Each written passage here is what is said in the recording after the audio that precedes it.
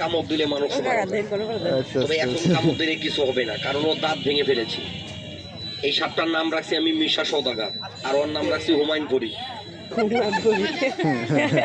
শাকিব খানও আছে আমার কাছে, ওইটার মধ্যে বাদামা নাই, বাদামা হয়ে গেছে গা।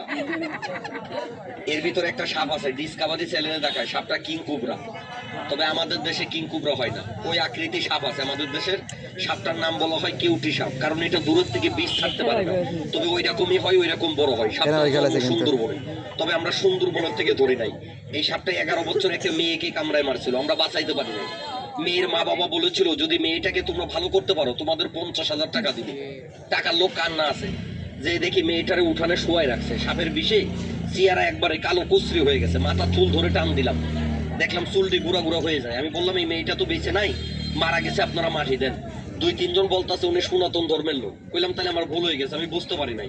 সনাতন ধর্মের কেউ যদি মারা যায় চিতার মধ্যে পুরায়, বাচ্চা মানুষ কষ্ট না দিয়া আপনাদের ধর্ম অনুসারে যেটা করুন এটা করেন। একজন থাবা দিয়ে আমার হাতে ধরে বলে, সাপুরিয়া তোমার আমরা চিনি, মরা মানুষ মরলে কথা বলতে পারে না। সাপটা এখনো মরে নাই, সাপটা ঘরের মধ্যে আছে ধরে। আমি 1-1.5 ঘন্টা খুঁজে সাপ পাই নাই। 2.5 ঘন্টা পরে সাপটা গাছের থেকে ধরতে হয়েছে। সাপটা কালো, দেখেন মাথা চুলের মতো, দেখাইছিলেন। এর নামই রাখেছি শাকিব খান, কারণ নায়ক নায়ক ভাব।